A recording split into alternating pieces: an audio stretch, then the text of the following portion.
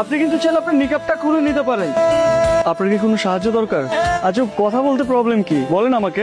আপনি আবার আমাকে বিরক্ত করতে এসেছেন, আপনি প্লিজ চলে যান। আপনাকে দেখে অনেক বিপদগ্রস্ত মনে হচ্ছিল, তাই মনে হচ্ছিল আপনার কোনো সাহায্য দরকার। এই শহরে তো নানান ধরনের মানুষ থাকে, ভালো মানুষ খুঁজে পাওয়া খুব কঠিন। ঠিক আছে, আপনি সাবধানে থাকবেন। শুনেন, আমি আসলে বাসা থেকে পালিয়ে এসেছি। তারা আমার বিয়ে ঠিক করেছে অন্য একটা জায়গায়, আমার অমতে। বুঝতে পেরেছি। তাহলে আপনাকে কিভাবে সাহায্য করতে পারি আপনি বলুন। আপনি কি কয়েকদিনের জন্য আমার একটু থাকার ব্যবস্থা করে দিতে পারেন? আপনি একটু দেখেন না প্লিজ। এভাবে মেয়েটাকে একা রাস্তায় কিভাবে ফেলে যায়? এই প্রথম কোনো মেয়েকে দেখে এক দেখে এতটা ভালো লাগছে। তাছাড়া একটা মায়াও কাজ করছে। বাসায় নিয়ে যাবো। আচ্ছা, আপনি কিছু না মনে করলে আপনি চাইলে আমার সাথে আমার বাসায় যেতে পারেন। আমার বাসায় 2টা বেডরুম আছে। মাঝে মধ্যে মা গ্রাম থেকে আসলে আমার সাথে থাকে আর কি। আপনার যদি কোনো আপত্তি না থাকে তাহলে আমাকে বিশ্বাস করতে পারেন।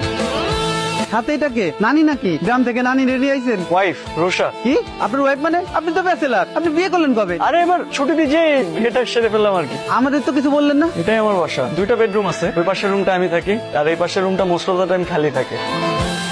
আপনাকে আমি কি বলছিলাম, ফ্রেশ হয়ে রেস্ট করবেন। আপনি বাসা গুছিয়ে রেখেছেন কেন? আমি একদম অগোছলো থাকতে পারি না। আচ্ছা, এখানে আমাদের দুপুরের খাবার, বাজার আর মেয়েদের কিছু ড্রেস আছে। আপনি পরে যে পছন্দ করে কিনে নিতে পারবেন, কোনো সমস্যা নেই। আপাতত এখান থেকে একটা পরে নেন। আপনি এত সকালে উঠে গেছেন? আপনি না কালকে বললেন যে আপনার অফিস আছে সকালে, সেই জন্য আপনার ব্রেকফাস্ট রেডি করে দিলাম। আসেন ব্রেকফাস্ট করে নেন। আপনি এত কিছু কেন করতে গেছেন? আমি তো সকালে খাই না। অফিসে যে চা অথবা কফি একটা খেয়ে নিই, ওটাই সকালের ব্রেকফাস্ট। আপনি হালকা কিছু খেয়ে নেন। এটা কি? আপনার টিফিন বক্স। আমি তো অফিসে টিফিন বক্স নিয়ে যাই না। তো আপনি লাঞ্চ করবেন না? ধরেন আমি বাসার খাবার খেলাম, এখন বাসার খাবার যদি আমি অফিসে নিয়ে যাই, তারপর যদি আমার কলিগরা বলে যে বাসার খাবার কই থেকে আসলো, তখন আমি তাদেরকে কি বলবো? বলবেন আপনার মানে বলবেন না আপনি বাসায় একটা কাজের লোক রেখেছেন, সে রান্না করে দিয়েছে। আপনার কি মনে হয় আমি বাসায় একটা কাজের লোক রেখেছি? আপনি কিন্তু সবসময় একটা কথার অন্য একটা মিনিং খুঁজে বের করেন। আমি মোটেও ভাবে বলিনি। ফোনটা আপনি রাখেন, আর যদি কোনো প্রবলেম হয় আমাকে ফোন করবেন। মনটা কি বেশি খারাপ? লুকাচ্ছেন কেন? কিছু মানুষ মন খারাপ করলে তার চেহারা সেটা বোঝা যায়। আপনার প্রচন্ড মন খারাপ। মানুষের জীবনটা অনেক অদ্ভুত। আপনার জীবনে কখনো কখনো এমন কিছু ঘটনা ঘটবে, আপনি হয়তো সেগুলো কখনো কল্পনাও করতে পারেননি।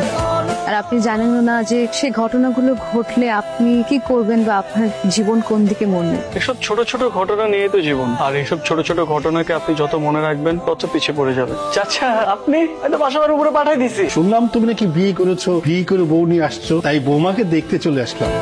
তো বৌমা কোথায়? বৌমাকে ডাকো। রুষা, রুষা, রুষা। বৌমা তো দেখতে খুবই সুন্দর। চাচার জন্য চা বানিয়ে নিয়ে আসো, যাও। চাচা আপনি বসেন, আমি চা বানিয়ে নিয়ে আসছি। না না, চা লাগবে না। রাফি তোমার ছেলের মতো, খুব ভালো ছেলে। শুনলাম রাফি বিয়ে করে বউ নিয়ে এসেছে, তাই তোমাকে না দেখে আর থাকতে পারলাম না। তুমি খুব ভাগ্যবতী যে রাফির মতো একটা ছেলে পেয়েছো। আমি দোয়া করি তোমরা যেমন সারা জীবন একসাথে সুখে শান্তিতে থাকতে পারো।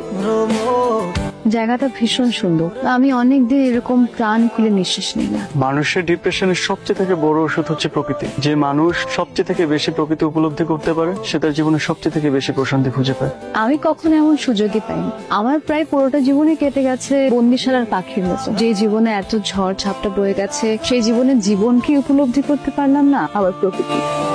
আপনি তো সব বাধা ভেঙে বেরিয়ে এসেছেন, এখন একটু নিজেকে নতুন করে তৈরি করেন না। চাইলে কি সব পাওয়া যায়? সৃষ্টিকর্তা আমাদের সব আশা পূরণ করেন না। ওই যে কথা বলে না, যা পাই তা চাই না, আর যা চাই তা পাই। আপনি যদি আপনার জীবনে সবকিছু পেয়ে যান, তাহলে তো আপনি আপনার অস্তিত্ব হারিয়ে ফেলবেন। আমাদের জীবনে আমরা সবকিছু পেয়ে গেলে আমাদের না পাওয়ার আফসোসটা থাকে না, আর না পাওয়ার আফসোসটাই আমাদেরকে পুড়িয়ে খাঁটি করে, অস্তিত্ব খুঁজতে সাহায্য করে। অস্তিত্ব খুঁজে লাভ কি বলেন? এখানে জীবনটাই একটা অমাবস্যার অন্ধকার। অন্ধকারই তো আলোর অস্তিত্ব। অন্ধকার যদি না থাকে তাহলে আলো তো মূল্যহীন হয়ে যাবে, আর এই অন্ধকারই আপনাকে আপনার পথ খুঁজতে সাহায্য করবে।